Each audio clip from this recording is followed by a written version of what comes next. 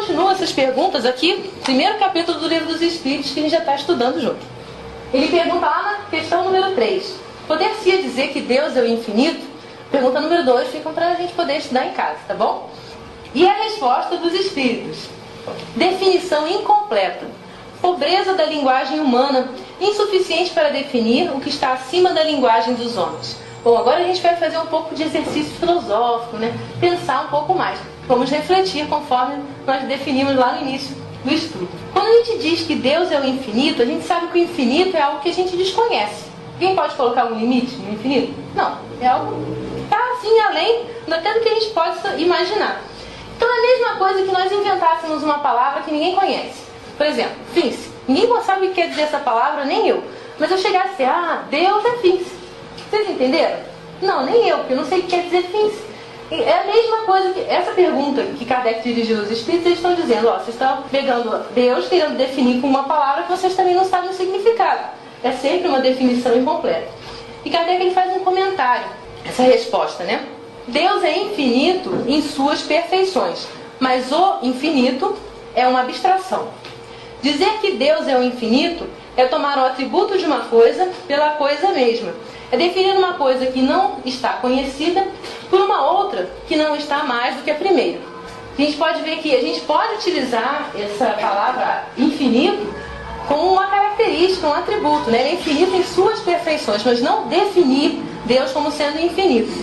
É a mesma coisa que eu dissesse assim, esse controle aqui é preto, mas eu posso dizer, o preto é controle? Não, preto é uma qualidade, não é todo preto que é o controle. Então, da mesma maneira, a gente não pode dizer que Deus é o infinito, mas Deus é infinito em suas perfeições. E é interessante nós lembrarmos o seguinte, estão faltando umas perguntas, né? Nós estávamos na 3 e agora já passamos para 10. As questões de número 4 a número 9, Kardec vai tratar do tema provas da existência de Deus. E como não é exatamente o que a gente vai tratar hoje, quem quiser se aprofundar nesse assunto, pode consultar então pouquinhas questões de 4 a 9, provas da existência de Deus. Nós vamos continuar aqui, já passando para os atributos de Deus. E vamos lá na questão número 10, em que Kardec pergunta assim, pode o homem compreender a natureza íntima de Deus? Então, a gente pode saber assim, bem detalhadamente a respeito de Deus? E os Espíritos responderam, não, falta-lhes para isso o sentido. Tudo bem, a gente não pode saber agora. Kardec continua perguntando, né? Mas será que algum dia vai ser dado ao homem compreender o mistério da divindade? Quando não mais tiver o espírito obscurecido pela matéria. Quando, pela sua perfeição, se houver aproximado de Deus, ele o verá e compreenderá.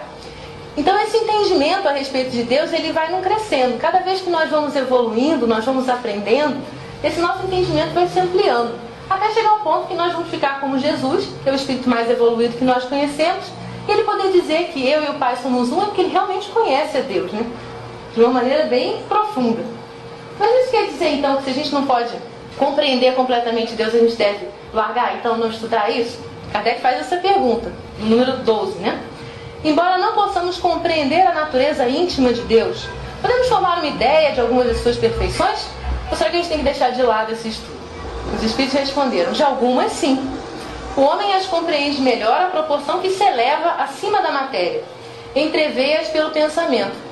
E a gente pode ver que isso aconteceu mesmo ao longo do tempo. Qual era a nossa ideia de Deus lá no Homem das Cavernas? Como é que a gente foi evoluindo nessa ideia? E continuamos evoluindo. Então a gente pode sim se esforçar para compreender um pouquinho dessas perfeições de Deus. E aí Kardec apresenta agora um conjunto de atributos, de qualidades. Aqui na questão seguinte, que é a 13ª. A gente não precisa se preocupar agora em ver exatamente todas elas, porque a gente vai estudar detalhadamente cada uma. Mas em linhas gerais a pergunta é a seguinte. Quando dizemos que Deus é eterno, infinito, imutável, imaterial, único, onipotente, soberanamente justo e bom, temos ideia completa de seus atributos, então ele já mostrou várias qualidades para caracterizar então Deus. E os Espíritos responderam assim, do vosso ponto de vista sim, porque credes abranger tudo. Sabei, porém, que há coisas que estão acima da inteligência do homem mais inteligente, as quais a vossa linguagem, restrita às vossas ideias e sensações, não tem meios de exprimir. A resposta deles quer dizer assim, tem mais, mas por enquanto isso que você já definiu aí, já dá para ter uma boa ideia a respeito de Deus.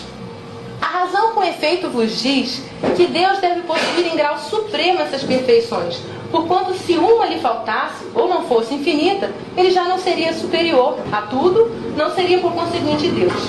Para estar acima de todas as coisas, Deus tem de se achar isento de qualquer vicissitude e de qualquer das imperfeições que a imaginação possa conceber. Então, tem que ser infinito em todas as perfeições. Agora vamos ver esses atributos, um pouco mais de detalhe, rapidamente. O primeiro a gente tirou lá da primeira questão do Livro dos Espíritos, né? Que é Deus, inteligência suprema, causa primária de todas as coisas. Então Deus é suprema e soberana inteligência. A inteligência do homem é limitada, não pode compreender tudo que existe, mas a gente entende que a inteligência de Deus tem que ser infinita. Deus é eterno. Esse a gente faz um exercício, ele não teve começo nem fim. A gente fica pensando, né? Como é que pode ser para trás? E um tempo em que não existia Deus? Não tem, não existe, não dá pra gente imaginar, porque ele não tem começo. Alguns ainda dizem, não tinha nada e aí surgiu Deus. Bom, então nada criou Deus? Não tem explicação, não tem coerência, porque o nada não pode criar coisa alguma. Então, Deus, a gente vai fazer esse exercício, vai chegar lá atrás e não vai conseguir achar um começo. Isso também é explicável porque nós, diferentemente de Deus, naturalmente, tivemos um começo.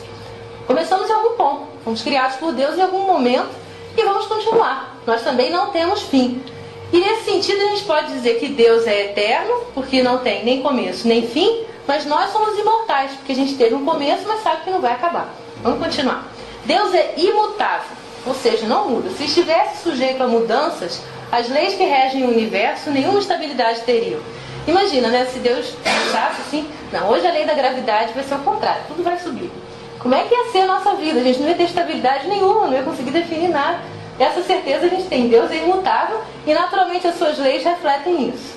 A gente está aprendendo a respeito dessas leis, a gente não conhece muito bem. Deus é imaterial. Essa é uma consequência, já vem lá de Jesus, já nos trouxe essa ideia, e também é uma consequência dele ser imutável. A sua natureza difere de tudo que chamamos de matéria. Se fosse material, ele não seria imutável, porque a matéria também está progredindo, está sujeita a mudança. Deus é único. Essa a gente já conseguiu conquistar há mais tempo, desde a época de Moisés. Se muitos deuses houvesse, não haveria unidade no universo. Cada deus ia dizer, não, agora eu quero que seja assim, seja dessa outra maneira. E não ia ter essa harmonia toda que a gente vê no universo.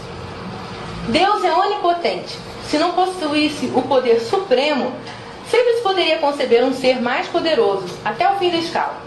Então, se Deus não tivesse todo o poder, a gente pode imaginar alguém que tivesse esse poder que estaria faltando. E assim sucessivamente até chegar aquele que tem todo o poder. Bom, esse, na verdade, é Deus. Outro atributo é que Deus é soberanamente justo e bom. E essa justiça, essa bondade se revela na sabedoria das leis, que regem tudo, né? Desde as pequenas até as grandes coisas. Esse conceito Jesus também nos trouxe. E Deus é infinitamente perfeito. É impossível conceber esse Deus sem o infinito das perfeições. Sem o que sempre se poderia conceber um ser que possuísse o que lhe faltasse. E aí então esse outro ser é que seria Deus. Então aqui nós vimos os atributos. E Kardec ele conclui lá na Gênesis, naquele capítulo 1 que nós sugerimos a leitura, que as descobertas que a ciência realiza, longe de o rebaixarem, glorificam a Deus. Unicamente destroem o que os homens edificaram sobre as falsas ideias que formaram de Deus. Então as nossas ideias de Deus é que estão se modificando a partir do que a ciência consegue mostrar para nós a respeito dessa inteligência suprema. Concluindo então, agora em um outro livro, que não é das 5 obras da codificação, porque ela foi publicada depois, é essa daqui. Como o próprio nome diz, obras póstumas, publicada após a desencarnação de Kardec, tem os estudos que ele estava fazendo e que foram publicados então em forma de livro. Também lá no primeiro capítulo vai se falar sobre Deus, a profissão de fé espírita raciocinada. Naturalmente, a nossa fé, conforme o próprio codificador orientou, tem que ser raciocinada. A gente tem que passar todos esses conhecimentos pelo crivo da nossa razão. Perguntar mesmo, será que é assim? Não podia ser de outra maneira? Qual é a melhor maneira? A gente tem que raciocinar. Então, a primeira parte é sobre Deus, e aqui tem um resuminho dessa profissão de fé espírita raciocinada. O primeiro item diz assim: há um Deus, inteligência suprema, causa primária de todas as coisas. Nós já vimos, essa foi a resposta dos Espíritos lá na questão primeira. Deus é eterno, imutável e imaterial, único, onipotente, soberanamente justo e bom. Isso também nós já vimos lá a resposta da questão 13, né? Deus é infinito em todas as suas perfeições. E aí a gente já tem uma ideia bem clara, bem interessante a respeito do conceito que a doutrina espírita apresenta de Deus. E agora nós vamos refletir novamente. Vocês também, no papel de vocês, veem que tem uma outra linha para preencher, não é? Está escrito assim: como Deus é, eu. A ideia é a gente preencher assim. Vê um dos atributos de Deus que mais nos chame a atenção. Daqueles que nós falamos, de eterno, imutável, imaterial. E o que isso tem em relação à nossa vida? O que nós nos modificamos ou procuramos nos modificar a respeito desse conceito? E aqui a gente colocou alguns exemplos. Quando eu penso na imutabilidade de Deus, considero que as suas leis também são imutáveis e que sou eu que devo esforçar-me por compreendê-las e cumpri-las. Quem precisa se transformar não são as leis de Deus, nem Deus, sou eu. A imutabilidade de Deus também é um ponto de segurança em meio à mutabilidade de tudo na vida. Aí a frasezinha ficou assim: como Deus é imutável, eu me transformo, aprimoro-me para aproximar-me cada vez mais de Deus. Aí cada um tem a sua própria frase e vai ver como essa ideia da imutabilidade de Deus vai se aplicar na sua vida. Outro exemplo: quando penso que Deus é soberanamente justo e bom, considero que tudo o que ocorre é para o meu aprimoramento, mesmo o que nos parece negativo nesse momento. Tudo são lições para sermos melhores. E a frasezinha: como Deus é soberanamente justo e bom, eu preciso desenvolver a minha fé para sentir-me amparada em todos os momentos, porque eu sei que eu estou sendo amparada em todos os momentos. Então fica aí para a nossa reflexão. Essa é uma frase que está na mensagem que vocês receberam, de Joana de Ângeles. Deus é nosso Pai. O que a gente pode refletir a respeito de Deus ser nosso Pai, né? Alegra-te com essa certeza e ser feliz. Então, que nós possamos ficar em paz. Aqui estão as referências para que nós possamos desenvolver o nosso estudo. E vamos aproveitar esse momento para agradecer a Deus tudo isso que nós temos recebido de bom. Convidamos a todos então para a prece. Deus, Pai de infinita bondade, quanto nós precisamos abrir os nossos olhos, o nosso coração, todos os nossos sentidos para perceber a Tua presença junto de nós, seja num sorriso de criança, no trinar de um pássaro, na beleza de uma flor. Que possamos, Senhor, sentir essa presença e nos sentirmos muito fortes pela Tua força para atravessarmos todas as dificuldades que surgem em nosso caminho, tendo a certeza que Tua mão nos ampara a cada momento. Permita, Senhor, que essa luz que vem sobre nós possa espalhar-se por todos aqueles a quem pensamos agora, todos aqueles que se encontram nos hospitais ou em outros momentos de crise, às vezes até sozinhos em casa, e recebam esse alento que nós podemos sentir mais fortemente agora, mas que existe para nós em todos os momentos, porque o amor é contínuo. Graças te damos, Pai amado, continua conosco. Assim seja.